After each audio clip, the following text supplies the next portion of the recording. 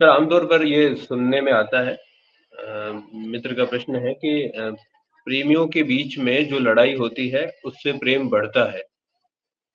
जो युगल आपस में झगड़े करते हैं उससे प्रेम और गहरा होता है, ऐसा कहा जाता है, ऐसा सुनने में आता है। आप इस बारे में क्या कहते हैं? कम से कम ये सवाल जहां से उठ रहा है वहां तो पक्की बात है कि प्रेम नहीं है, क्योंकि जस्टिफिकेशन की मांग ही यह संकेत करती है कि वहां प्रेम नहीं है।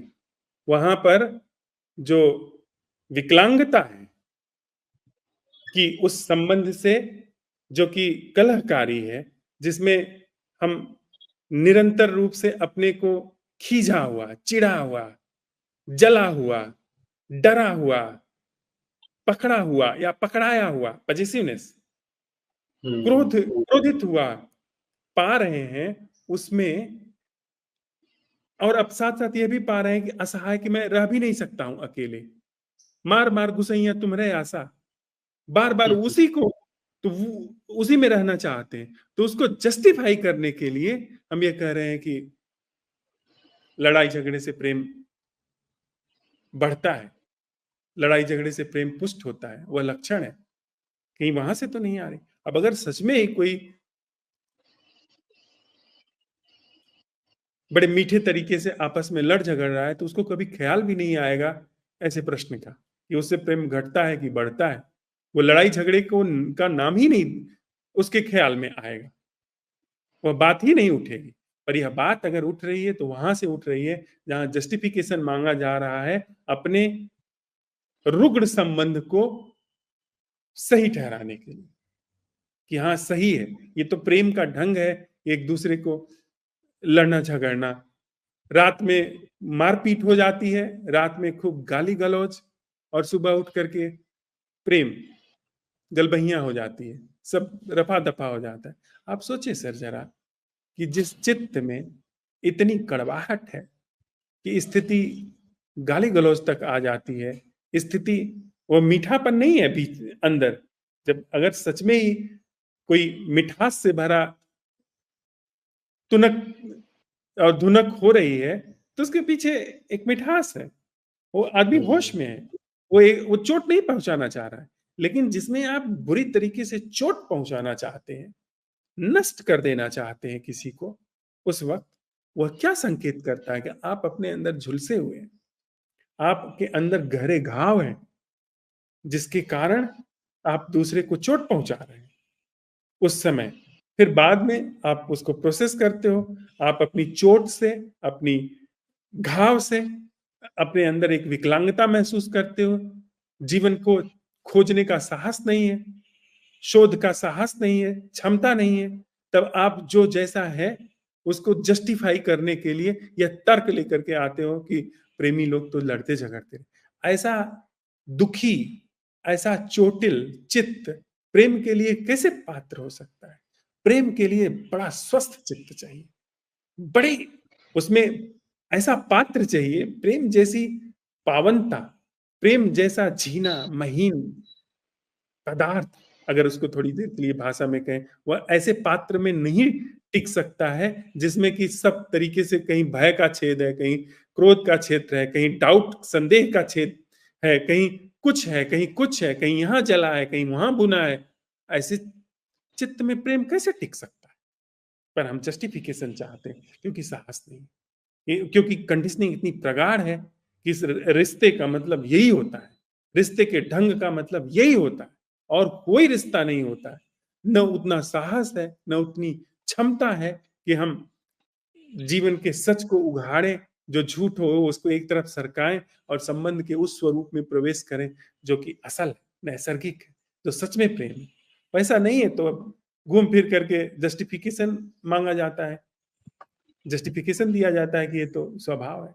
ये सच जी, नहीं हम है सर। क्रोध को भी जस्टिफाई करते हैं कि प्रेम है इसीलिए तो क्रोध आया, क्रोध किसी और पे तो नहीं हुआ। और पर तो नहीं प्रेम हुआ है ये प्रेम। इसलिए क्रोध, जस्टिफिकेशन। यहाँ यस, ये है, इस सेल्फ ऑब्जर्वेशन से भागने की का तरीका है। Yes sir.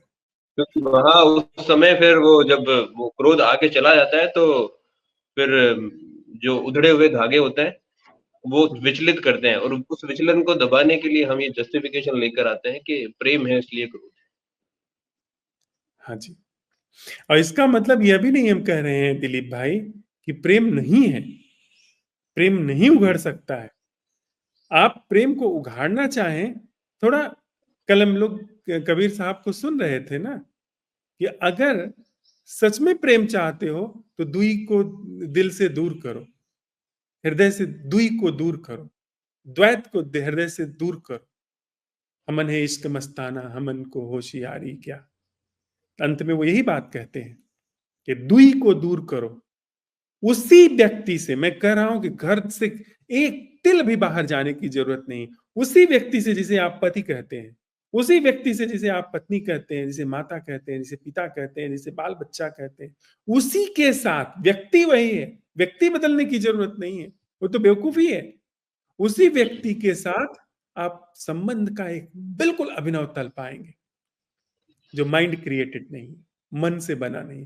पर आप अगर इसी को, रोग को आपने, रुग्ण ढंग को आपने प्रेम समझ लिया, तब आप इसकी सफाई नहीं करोगे। ये ऐसा है जैसे किसी को कोई सिर दर्द हो जाए, कहीं चोट चपेट लग जाए, कोई फोड़ा हो जाए, अब उस फोड़े को वो जीवन का अंग समझने लगे, उस लगातार बने सिर दर्द को जीवन का अंग समझने लगे। हम यह भी नहीं कर रहे हैं, कह रहे हैं कि सिर को ही तुम हटा दो, हाथ पैर में फोड़ा फुंसी हुआ है तो हाथ पैर ही काट पीट करके हटा दो, वो बिल्कुल हम नहीं कह रहे हैं। और हम यह भी नहीं कह रहे हैं कि सिर दर्द को बनाए रखो, फोड़े फुंसी को बनाए रखो। हम यह कह रहे हैं कि बिना फोड़े के, बिना सर दर्द के जीवन है, वो हम विस्मृत हो गए हैं। लंबे समय से सिर दर्द के साथ रहते रहते, लंबे समय से घाव के साथ रहते रहते, हमने ऐसा समझना शुरू कर दिया है कि यह घाव जीवन का हिस्सा है। यह सच नहीं है। प्रेम हो सकता है, निश्चित प्रेम हो सकता है। आपको देखना पड़ेगा कि वह दुई कहां से पैदा हो रही है। इश्क का मारा एक कबीर साहब शब्द इस्तेमाल करते हैं। इश्क के बिना ये सब कॉन्सिक्वेंसेस पैदा हुए हैं। और इश्क का बिना होना क्या है? दुई, मैं, आप। मैं और आपके बीच में जो घटनाक्रम चल रहे हैं उसको हम प्रेम समझ रहे हैं। कबीर साहब कहते हैं कि यह प्रेम नहीं है। कबीर साहब कहते हैं कि प्रेम वह है जहां दुई मर गई है। तो देखिए ना, कितना बुनियादी अंतर है कबीर साहब में और हम में। कबीर साहब कह रहे हैं ना कि दुई जब तक रहेगी तब तक आप इश्क के मारे रहोगे, इश्क से महरूम रहोगे। और ये सब दुष्परिणाम, ये सब फफूंद, जाले, कूड़ा करकट अपने आप पैदा होने लगेगा जो हमारे आपके जीवन में हो रहा है। अब अगर आपने इन सब लड़ाई झगड़े, आरोप प्रत्यारोप को प्रेम समझ लिया, तब आप कभी भी जाला साफ नहीं करोगे अपने जीवन में। आप समझ रहे हो कि हाँ जाला ही जीवन है, तो फिर कूड़ा करकट घर में होगा, सर घर में विषैले जीव जंतु फैल जाएंगे।